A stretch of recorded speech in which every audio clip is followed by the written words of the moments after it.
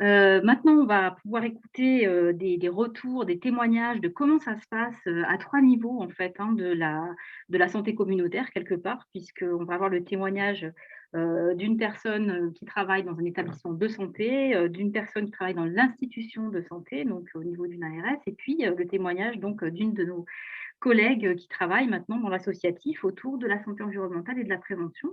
Donc on a un panel, bien complet en fait, des différentes actrices et acteurs qui peuvent interagir, dans cette notion de prévention, en santé environnementale. Je finirai par dire que, je pense aussi que là, dans cette partie de l'après-midi, on va s'appuyer, beaucoup, sur, finalement, un autre paramètre, qui est nécessaire pour cette, prévention. C'est un paramètre qu'on appelle le PFH. Donc, on va le traduire ici par précieux facteur humain et on va voir que, à travers ces témoignages qui arrivent, la mobilisation des personnes, la bonne communication, des informations, entraîne parfois et heureusement souvent l'implication en fait, des parties prenantes, mais aussi des collègues, selon les structures et que c'est un peu en s'appuyant en fait sur tout un ensemble de personnes que les actions de prévention peuvent être les plus efficaces. Et finalement ce PFH, cette implication, elle est, finalement souvent gratuite. Donc, là on a un levier, assez intéressant de ce point de vue-là. Donc, j'invite Dominique, Licot, donc qui est, sage-femme coordinatrice en maïeutique au CH, d'Angoulême, qui est un centre hospitalier, dont la maternité est vraiment pionnière sur, la prévention, en santé environnement et qui va nous expliquer en fait tout ce parcours, et mettre en lumière, les différentes actions qui ont pu être menées, très concrètement sur le terrain. Voilà. Bien, bien. Donc, j'ai été présentée par Émilie, donc je ne vais pas en rajouter trop. Par contre, donc, vraiment, ça fait la suite à ce qui vient d'être dit. Je crois qu'on est tous convaincus de tout ce qui peut imprégner l'univers de la femme enceinte et du jeune enfant. Et la prévention au sein d'une maternité par l'exemplarité me semble tout à fait adaptée. Donc, la maternité de l'hôpital d'Angoulême, bien dans ce cadre d'exemplarité, a effectivement essayé de promouvoir un certain nombre d'actions. Et ces actions sont obligatoirement au départ humaines. Je veux dire que nous avons été investis deux managers, je dirais, de l'équipe dans un premier temps. Et grâce à cela, il y a une fois que nous avons été convaincus, et cela a été très rapide, en tant que sage-femme, d'entendre parler de fertilité qui diminue, de procréation médicalement assistée, de patients, de jeunes enfants avec des anomalies globalement, eh bien, on est forcément sensible à cela et toutes nos équipes, bien évidemment, le sont. Et par contre, la connaissance, il faut la partager. Donc, si on veut la partager, il va falloir de la formation. Donc, nous avons commencé en 2015 avec plutôt une action de développement durable, avec le recyclage des mini-biberons. Mais là, eh bien, on ne le fait pas tout seul non plus. Donc, c'est l'équipe d'ASH de notre service qui parfois est plutôt considérée pour certains comme des exécutants et que moi, je considère toujours comme des collaborateurs fiables depuis toujours. Donc, de 2017 à 2018, nous avons eu une sensibilisation à la santé environnement en obstétrique et en néonatologie, soit donc plus de 50% de notre équipe. Et cette sensibilisation est venue d'une action menée par l'ARS Nouvelle-Aquitaine. Nous avons intégré ce domaine de la Nouvelle-Aquitaine, puisqu'avant nous étions Poitou-Charentes. Et bien avant, on n'avait jamais vraiment entendu parler de tout ça. Donc, merci à l'Aquitaine de nous avoir permis cela. Donc là, j'ai participé moi-même au plan régional santé-environnement et j'avais mis en place j'avais le souhait de mettre en place une chambre pédagogique pour ne pas répéter les mêmes choses tout le temps aux patientes lors des entretiens prénataux précoces. Et en fait, elle s'est retrouvée à faire partie intégrante du plan régional santé-environnement parce que c'était une idée très novatrice et c'est la première chambre pédagogique de France. Entre 2017 et 2021, bien, si on veut porter la parole, il faut former les personnes à nouveau et peut-être former de façon un peu plus profonde et amener une motivation. Donc, nous avons à l'heure actuelle 13 animateurs, animatrices, parce qu'il y a un garçon dans l'équipe, nesting qui sont formés, qui sont ou des sages-femmes, des infirmières, mais aussi des auxiliaires de puériculture. Et ça, c'est vraiment un très beau challenge d'avoir une équipe qui se motive et qui se forme. Alors, 4 sont certifiés à l'heure actuelle, mais les autres vont être certifiés d'ici la fin de l'année. Et à l'intérieur du groupe, il y a donc 2 DU santé environnement faits par l'ISPED de Bordeaux, moi et une infirmière de néonat. Donc, nous avons, pour tout cela, vous parliez d'argent. Bien oui, c'est le nerf de la guerre et sans tout cela, je crois que notre établissement n'aurait pas eu un œil aussi bienveillant si nous n'avions pas été soutenus par les appels à projets proposés par l'ARS Nouvelle-Aquitaine dans le cadre de la prévention de l'exposition des jeunes enfants et des femmes enceintes. Et donc, nous tenons 3 appels à projets depuis 2017 pour un montant global d'environ 65 000 € quand même. Donc, depuis 2018, excusez-moi, eh bien, nous sommes aussi accompagnés par Primo Nocere, l'ARS Nouvelle-Aquitaine, pour la labellisation maternité éco-responsable que nous avons obtenue en janvier 2021. Mais aussi, donc, c'est un partenariat qui date depuis 2017, WECF, et l'association 3AR, qui est une association sur les achats responsables, parce que là aussi, la politique d'achat, elle est impliquée dans tout ce qui va être nos choix. Donc, toutes ces actions exemplaires que l'on va mettre en place, qu'on a mis en place, je vais vous les exposer au fur et à mesure de notre échange. Donc, sensibiliser, on passe par les ateliers nesting, ça c'est notre plus beau travail, je dirais. Il est vraiment au contact des patientes. Nous avons sur le département donc un hôpital, c'est l'hôpital d'Angoulême, et 2 centres de périnatalité qui sont rattachés à nous. Et donc, il y a 2 ateliers sur le centre hospitalier d'Angoulême et un atelier mensuel sur le nord et le sud Charente, qui sont des zones précaires et dont, même si la Nationale 10 nous traverse, qui est une exposition supplémentaire pour nous, eh bien, malgré tout, il y a une précarité de mobilité. Et le fait de pouvoir faire des ateliers au plus près des patientes, c'est quand même une très belle chose. Il faut savoir que Barbezieux, c'est un gros terrain agricole avec le cognac et donc les vignes. Et donc là, il y a beaucoup à dire aussi. Alors, nous avons eu environ 220 participants, femmes enceintes et coparents chaque année. On a eu une petite panne pendant la période Covid, le premier confinement, mais on a repris très vite. Et on a essayé un petit travail en audio, en visio, mais elle nous manquait trop. Alors, on a réduit les groupes et on en a fait en présentiel et c'était très bien.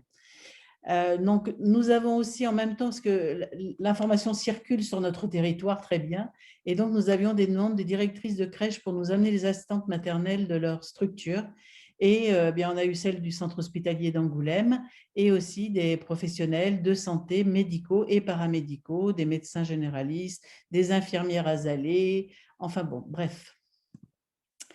Notre première réussite, la chambre pédagogique. Et donc, une petite difficulté technique qui est là, donc Céline Coupeau de WCF nous a aidé à pouvoir l'intégrer dans le contexte d'un atelier nesting parce que, en plus, on est bavard, alors forcément, on ne tenait pas trop le timing, mais elle nous a beaucoup aidé. Donc, on est parti d'une pièce aveugle, c'est-à-dire une pièce dont personne ne voulait, très proche de la salle de préparation à la naissance et à la parentalité. Et donc, eh bien, on a proposé aux ateliers de nous l'installer. Donc, ils ont mis des fausses fenêtres, on a mis des fausses photos derrière pour donner des paysages. Ils nous ont mis de la peinture, on a dit on voudrait bien de la A+. Et ils nous ont dit, mais qu'est-ce que vous croyez? On ne va pas s'exposer à des produits trop toxiques, nous utilisons déjà le A+. Donc, en fait, on s'est rendu compte qu'il y avait déjà une conscience sur l'hôpital par certains corps de métier, collaborateurs du pôle, eh bien, une sensibilisation à l'exposition aux polluants globalement. Donc, on a fait une chambre pédagogique qui était ni une chambre parfaite, et une chambre, à la fois, c'est vraiment une chambre des erreurs. Et c'était un peu le modèle, l'idée m'était venue de la chambre des erreurs que l'on fait pour les temps d'échange sur les erreurs médicamenteuses, potentiellement, qui sont des cibles de l'action de la qualité sur l'hôpital régulièrement. Et donc, voilà ce qui est devenu notre chambre aveugle, une chambre avec un mobilier de 15 ans d'âge. Donc, je ne pourrais pas m'empêcher de dire que c'est un très bon cru dans le cognac. 15 ans d'âge chez un XO, c'est plutôt bien. Mais donc, surtout, elle a eu 5 enfants qui sont qui ont dormi dans cet environnement de mobilier. Donc, elle relargue peu. Nous avons acheté des vêtements neufs pour pouvoir montrer aux parents qu'en néonatologie, entre autres, comme il arrivait trop tôt, eh bien, elles arrivaient aussi avec ce que le papa avait été chercher vite fait après la naissance, c'est-à-dire du linge qui n'avait pas été lavé, avec les étiquettes encore. Donc, ça, c'était vraiment un retour de la néonate et c'était très important pour nous. Ça nous a permis aussi de montrer d'où venait le linge de ce genre. Et on relit les étiquettes et c'est intéressant parce qu'ils sont très surpris. Et là, moi, j'avais fait une bourse aux vêtements et on avait un petit kit naissance complet. Et on leur montrait qu'il vaut mieux utiliser du recyclage que des choses neuves. Donc, les ateliers nesting, bon, on les connaît ou peut-être pas pour tout le monde. Donc, on travaille sur la cosmétique, sur les jouets, sur de la cosmétique adulte et du produit ménager, mais aussi sur les contenants alimentaires. Donc, en fait, ce sont des cibles que nous aurons aussi pour mettre de l'exemplarité à la maternité. Donc, je vous ai dit, on est sur un territoire. La Charente est un territoire qui n'est pas très grand, mais on voulait faire voyager notre chambre pédagogique. Et pour la faire voyager, eh bien, on a fait faire une maquette de la chambre pédagogique. Donc, il y en a 3, une à l'hôpital pour les activités ou les animations qu'on fait en dehors de l'hôpital, mais sur les 2 CPP, les 2 centres de périnatalité. Et pour pouvoir un peu uniformiser la pratique et se servir de ce que Céline nous avait appris, on a créé, grâce à la dynamique du CLS de Mansle, c'est le contrat local de santé, son animateur, Guillaume, eh bien, il a eu l'idée que l'on mette en place un livret d'animation. Et c'est ce que nous avons fait. Il devrait être terminé fin 2021, parce que le Covid ne nous a pas aidé avec le graphiste. Voilà. Hop, ça coince. Je ne sais pas pourquoi. Excusez-moi, je vais échapper. Il est fâché après moi, là. Je ne peux pas m'échapper. Et j'ai... Ah, merci. Je vais essayer de repartager, à moins que... Ah non, ça doit être bon, là. Oui. Voilà, c'est parfait, merci. Il y a dû y avoir une petite coupure dans ma Wi-Fi. Donc, une des premières, dans l'atelier, on parle des contenants alimentaires. Donc, si on veut être exemplaire, le premier endroit pour montrer ce qu'il faut faire, c'est la maternité, pendant le séjour à la maternité aussi. Alors, donc, nous avons utilisé le vrac dans des contenants en verre et on mettait, donc là, on le voit, la confiture dans un petit contenant en verre au lieu d'avoir des petites barquettes.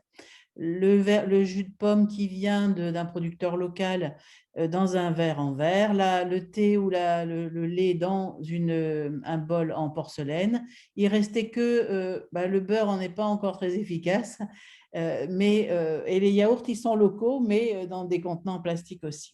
Donc, on donne l'exemplarité, on l'a mis sous forme d'un salon convivial, mais là, on a dû reprendre, à cause du Covid, reprendre les services en chambre depuis le mois de mars 2020. Et l'hygiène, tant qu'elle n'est pas certaine, l'équipe d'hygiène, tant qu'elle n'est pas certaine que le Covid ne va nous lâcher définitivement, demande à ce qu'on reste sur cette présentation, mais toujours avec du vrac et du verre et des contenants exemplaires. Alors là, les repas, donc, on a 2 tenants dans ces repas, c'est-à-dire que l'eau est en carafe. J'ai mis 2 modèles. J'ai mis celui de la maternité d'Angoulême ici, celui de la maternité de Poitiers à côté. Donc, Poitiers fonctionne avec des contenants à réchauffer, avec des codes-barres et un micro-ondes. Donc, voilà, ça nous taquine un petit peu l'affaire, mais ils sont en train de travailler sur le sujet.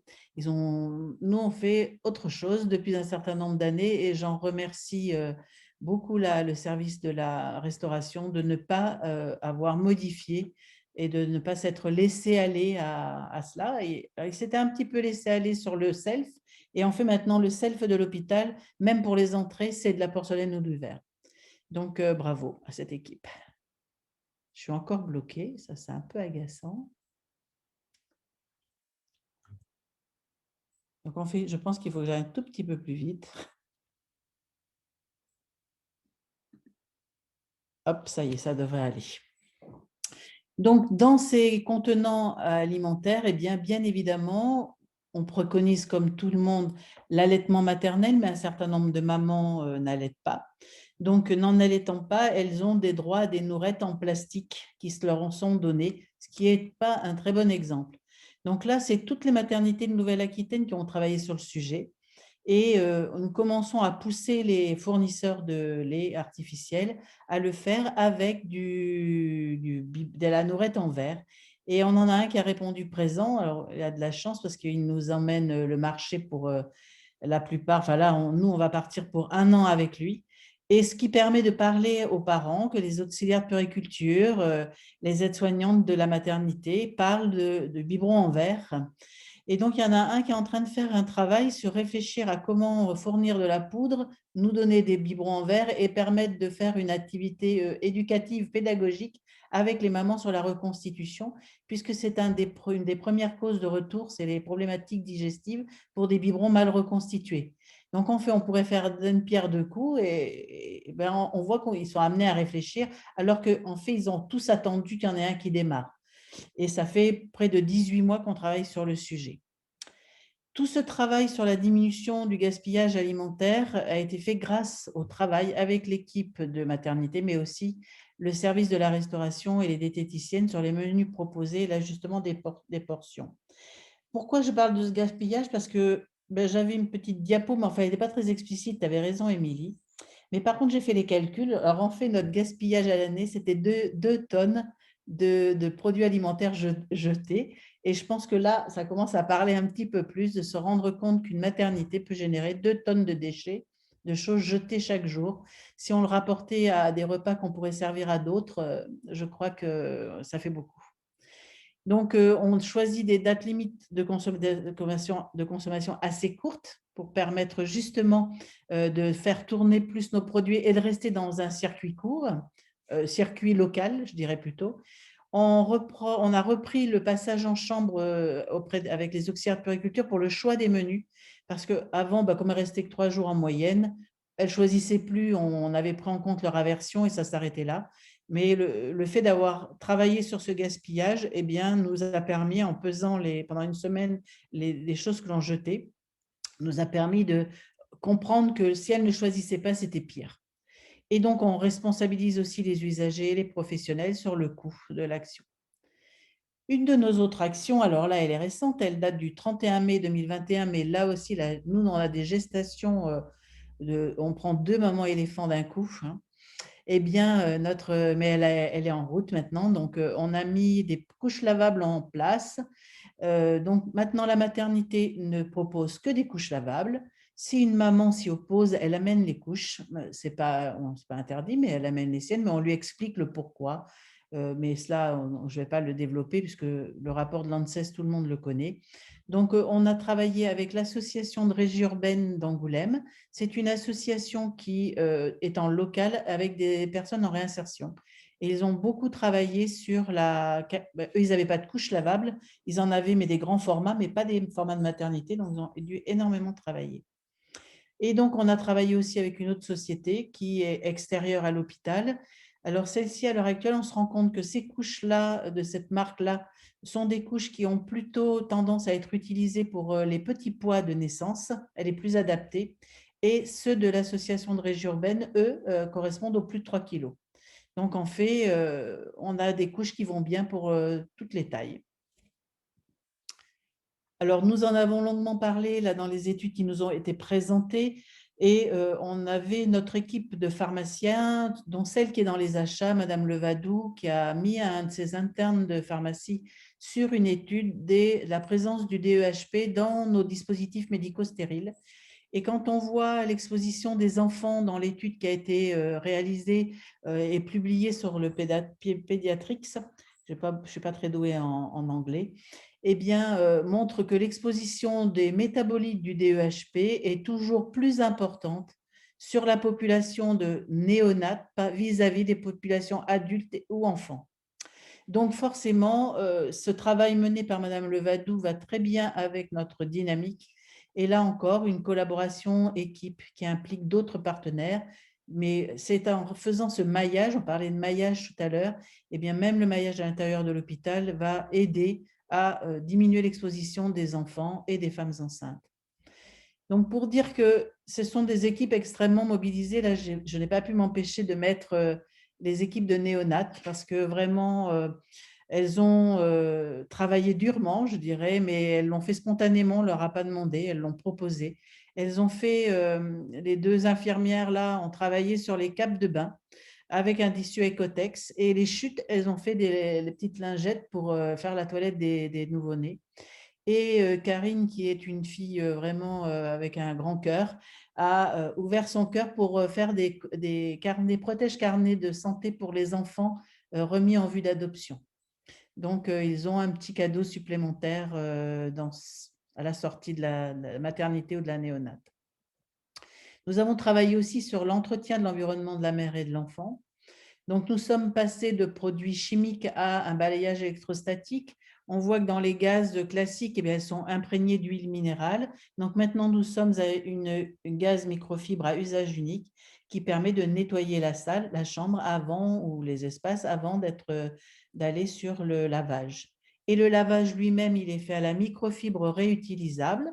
Et comme on ne peut pas repasser sur un service de lavage en blanchisserie, les équipes ASH ont été volontaires pour que nous puissions laver et sécher ces bandeaux à l'intérieur du service de maternité. Donc, l'équipe des services techniques nous a installé ces machines à laver.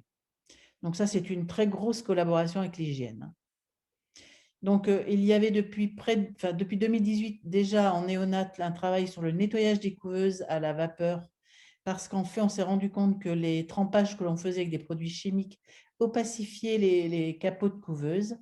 On cherchait des solutions, on avait un peu de mal à les trouver. 5 000 € le capot de couveuse, c'est vrai que ça a permis après très vite de trouver une solution et l'achat de l'appareil du Sanivap. L'équipe a fait une procédure avec l'hygiène et donc maintenant, c'est la maternité aussi, les berceaux aussi et les tables radiantes en salle de naissance aussi. Voilà.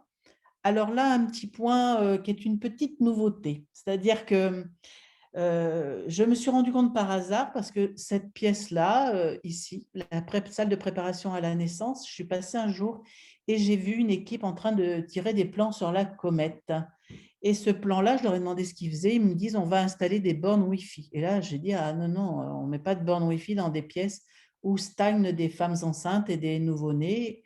Et je suis allée chercher les textes. En fait, bien, en matière de réglementation, il y a la loi Abeille qui permet qui interdit le Wi-Fi dans les crèches, mais elle ne parle pas des maternelles, qui limite l'utilisation du Wi-Fi dans les écoles primaires, mais qui dit simplement qu'il faut l'éteindre quand ce n'est pas dans un but pédagogique. On peut quand même douter que les instituteurs appuient sur le bouton. Bon, il faut les sensibiliser certainement. Mais en tout cas, il n'y a aucune réglementation sur les maternités dans les établissements de santé. Donc, on avait déjà gagné, grâce à la présentation, enfin, à la formation que Philippe Perrin nous avait fait et nous avait alerté sur les antennes relais sur la maternité. On a failli en avoir une. Bon, comme il nous avait alerté, on a permis d'arrêter cela. Mais là, on travaille en collaboration avec nos jeunes, parce qu'ils sont assez jeunes, donc papa, ça c'est sûr, informaticien de notre service. Et je leur ai demandé, en mettant tous les éléments, bien, je dirais pas de preuve parce qu'on n'en a pas vraiment, mais je leur ai donné un certain nombre d'éléments que nous avions eus en formation et ils ont entendu. Et donc, toutes les zones où les enfants, où les mères, où les femmes enceintes, où les enfants stagnent, au moins pour 1, 2, 3 heures, donc toutes les salles d'attente, les chambres bien sûr, et les offices du personnel, on a demandé à ce que, au lieu que là, vous voyez la couverture, là elle est jaune ou orange, qui fait que ça veut dire qu'il y a très peu d'ondes Wi-Fi qui passent, on n'est pas parfait. Ici, c'est une zone de bureaux médicaux où il y a de la e-dictée. Et donc, pour la e-dictée et le dossier informatique, il nous faut de la Wi-Fi. Donc, on a pu retravailler avec eux pour mieux couvrir les zones où c'était forcément nécessaire et limiter les zones où ça n'était pas utile et où surtout ça obligeait à une exposition inutile de patients précaires. Eh bien voilà, je vous remercie pour votre attention et bien, si vous avez des questions, je suis à votre disposition. Merci beaucoup Dominique, c'était parfait, ça a visiblement, beaucoup, intéressé et oui, il y a quelques petites questions. Alors, Notamment, donc une personne très intéressée par les problématiques de traitement des personnes, chimiques, enfin, atteintes d'hypersensibilité chimique multiple, donc de MCS, et donc elle se questionnait, sur, l'éviction des parfums, en fait, dans l'ensemble des produits, utilisés par le siège d'Angoulême. Est-ce que vous avez toutes, adopté, un univers sans parfum? Alors, nous avons adopté cet univers-là, par exemple, pour la toilette des nouveau-nés.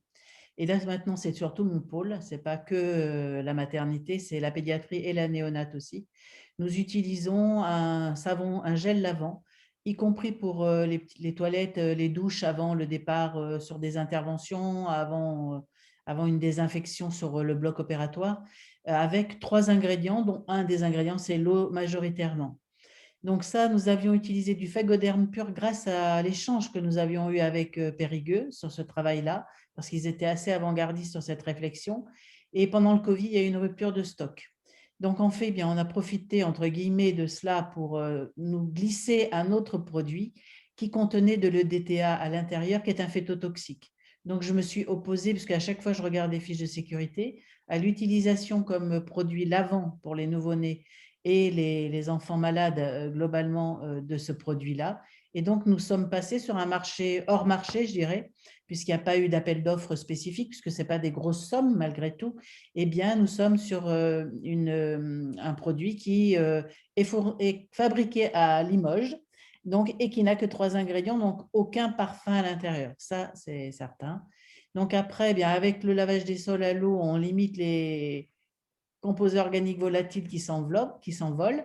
Et donc, je crois qu'on commence à avoir un univers assez épuré, qui est assez intéressant. J'espère avoir répondu. Oh bah, oui, je pense que c'est quand même assez complet. Donc, il y avait, une volonté de valider le fait qu'il n'y avait pas de wifi dans les chambres de la maternité. Alors, je ne sais pas si on peut dire qu'il n'y en a pas du tout. Non. Non, Disons que d'accord, les bornes Wi-Fi sont dehors des chambres. Voilà. voilà. Et on va inciter les patientes, mais ça, c'est le cas de toutes les maternités, il n'y en a pas une seule, d'éviter le portable dans le soutien-gorge et le portable posé dans le lit En du verso. bébé aussi, et de mettre en mode avion et d'expliquer pourquoi sur les périodes où on n'a pas besoin d'être jointe au niveau de la maternité. Diminuer aussi la présence des babyphones à Mmh. l'intérieur des… Pas, nous, on n'en a pas à la maternité, bien sûr, mais tout ça permet de pouvoir donner des conseils et de développer ce qu'on fait en atelier nesting aussi, mais de le reprendre, je dirais, puisqu'on n'a pas toutes les patientes en atelier nesting. Par contre, on les a toutes en maternité. Absolument. Une autre question sur, voilà, l'émerveillement devant tout ce qui a été mis en œuvre évidemment, et puis sur le circuit, couche lavable pour une maternité. Alors bon, ça on pourra peut-être, donner d'éléments peut-être en dehors de la séance d'aujourd'hui. Donc, vous pouvez nous envoyer peut-être un mail, on peut vous router vers des personnes un peu spécialisées, mais peut-être que Dominique, tu peux dire en 2 mots comment ça s'est mis en place parce que c'était quand même… Alors, pour la couche lavable, alors, d'abord, on avait été sensibilisés par l'association, enfin le Calitom, qui est notre organisme sur le Grand Angoulême et sur la Charente de gestion des déchets. Mais ça, c'est 2015 hein, déjà. Mais bon, on n'était pas trop sensibles. Ensuite, nos formations nous ont ouvert et le rapport de l'ANSES présenté à Paris, je ne sais plus, en 2018 sûrement, nous a conforté c'était en avant-première de la parution en janvier 2019, donc nous a conforté dans notre action. Donc là, après, cette association de régie urbaine, on nous l'avait présentée. Donc, puisqu'on avait un fournisseur local, on a travaillé avec eux, mais ils n'avaient pas de petites couches. Donc, je peux vous dire qu'on a mis 1 an à trouver la bonne taille, l'élastique qui va bien. Bon, ils fabriquaient des couches sans en connaître vraiment l'impact sur une petite taille. C'est ça la problématique. Donc, après, comme je suis quelqu'un de précautionneux et je ne mets pas tous mes œufs dans le même panier, hop, j'ai pris deux. À la dernière minute, je dirais, j'ai coupé la poire en deux et j'ai pris les 2 fournisseurs. Ce qui a été bien parce qu'en fait, une va mieux sur les plus petits, les moins de 2,5 kg ou 2,8 kg que l'autre. Et ensuite, eh bien, on avait prévu de laver les couches en néonate puisqu'il y a un secteur lavage pour le linge de néonate. Et là, on a expérimenté 800 inserts et 300 couches à laver avant 2 fois avant de les mettre en service. Et en fait, là, on a fait un séchage parce qu'on peut sécher au sèche-linge les inserts, mais on peut pas, la culotte, on peut pas le faire du fait du plastique. Enfin, on ne pouvait soi-disant pas le faire. Donc là-dessus, nous avons eu les oreilles un peu tirées par l'équipe de néonat qui nous a dit qu'elle ne voudrait pas voir son service envahi de couches en permanence. Et donc là, je me suis dit, ça va être problématique. Donc on a appelé notre responsable de la blanchisserie, Monsieur Sauvager, et il nous a dit, mais moi, je peux vous les laver en machine à laver individualisée. Ce sera avec le linge de la maternité, pas avec, dans un tunnel de lavage. Vous retrouverez vos couches dans des filets et elles reviendront.